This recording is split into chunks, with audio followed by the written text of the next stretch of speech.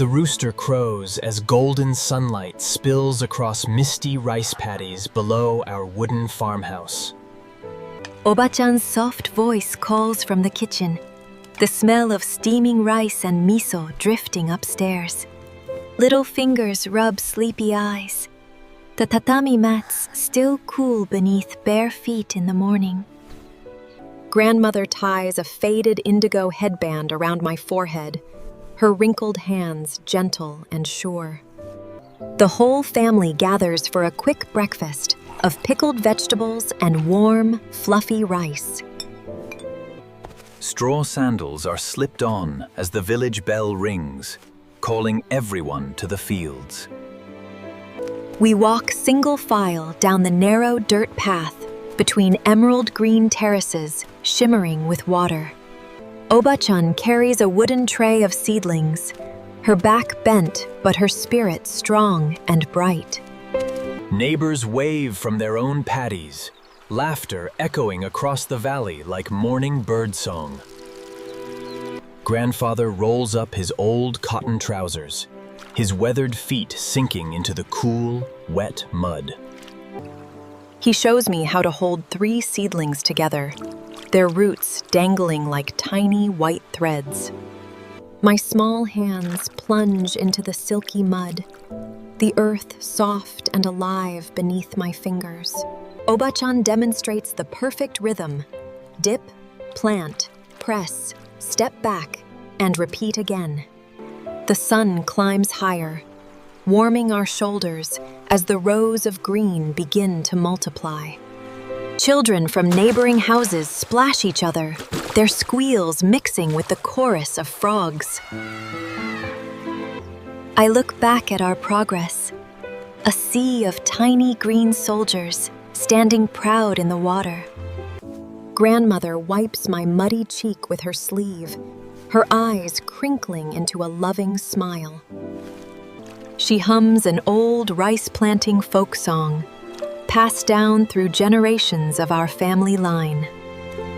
The melody drifts across the paddies, and other farmers join in. I try to sing along, stumbling over the words, but Obāchan pats my head with pride. A dragonfly lands on my straw hat, its wings shimmering like stained glass in the bright sun. We pause for a water break, drinking cool tea from a ceramic flask wrapped in cotton cloth. Grandfather points to the mountains, telling stories of the spirits that guard our rice each year. My eyes grow wide as he speaks of kitsune foxes and tanuki who watch over the harvest. The real magic is in the soil and the love we give. Back to work, the mud squelching between my toes, each seedling a promise of autumn feasts. The sun reaches its peak, casting short shadows and making the water gleam like molten silver. A cool breeze suddenly sweeps down from the forest, carrying the scent of pine and wildflowers. The bamboo grove nearby rustles, its leaves whispering secrets that only the old trees know.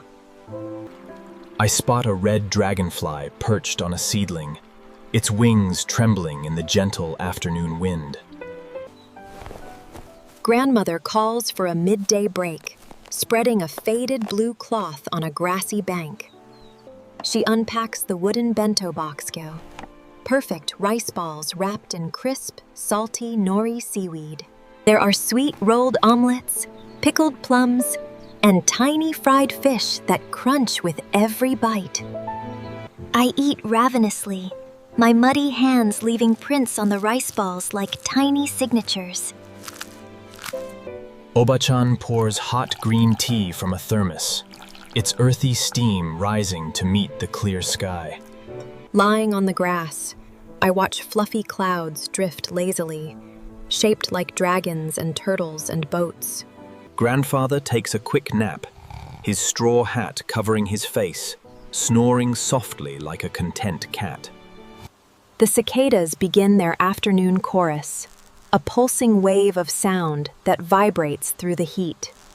I chase a bright green grasshopper, leaping through the tall grass until I tumble and laugh. Obāchan calls me back, her voice carrying the warmth of 100 gentle summer afternoons.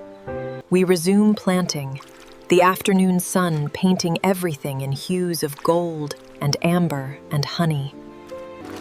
My back begins to ache, but my grandmother's steady presence pushes me to keep going on. She tells me how she planted these same fields as a young girl, just like me, long ago. I imagine little Obāchan with pigtails, muddy knees, and the same bright spark in her eyes. Time blurs as the sun begins its slow descent, shadows stretching long across the watery mirrors. The sky turns cotton candy pink, with streaks of lavender and orange bleeding into the horizon. We finish the final row, and I raise my hands at triumph, mud splattering my joyful face. The entire village cheers from their own paddies, a collective sigh of accomplishment and relief. I run to Obāchan and wrap my muddy arms around her, not caring about the dirt at all. She kisses my forehead and whispers that I made her proud, my heart swelling with pure love. We gather our tools and walk home slowly, tired but happy, the village lamps flickering to life. The smell of simmering vegetables and tofu wafts from grandmother's kitchen before we even arrive. I wash my feet in the stone basin, the cool water washing away the day's honest labor. Inside, the kotatsu is already warm, and a bowl of steaming miso soup awaits my tired self. Obāchan changes into her comfortable cotton kimono, her silver hair loose and soft around her face. The whole family sits around the hearth, chopsticks clicking, sharing stories of the day's work. Grandfather raises his cup of sake and toasts to a bountiful season ahead for everyone gathered. I slurp my soup loudly, and Obāchan giggles, saying it's the sound of a happy child. Fireflies begin to glow outside the window, tiny floating lanterns dancing in the twilight air. I press my nose against the glass, mesmerized by the blinking lights of the summer night. Grandmother joins me, pointing out the different patterns their flashing bodies make in the dark. She opens the shoji door, and we step onto the wooden porch, the grass cool beneath our feet. I catch a firefly in my cupped hands and watch its light pulse like a tiny beating heart. Obāchan says a prayer of thanks to the rice spirits, her voice a gentle whisper on the breeze. We return inside, and she brings out a cool slice of chilled watermelon, sweet and perfectly red. I eat until juice drips down my chin, and grandmother wipes it with her soft cotton sleeve. The old wooden house creaks and settles, its timbers humming with the warmth of family love. Grandfather lights the lantern in the alcove, casting dancing shadows of wildflowers on the wall. I lay my head on Obāchan's lap, her fingers combing gently through my still damp, tangled hair.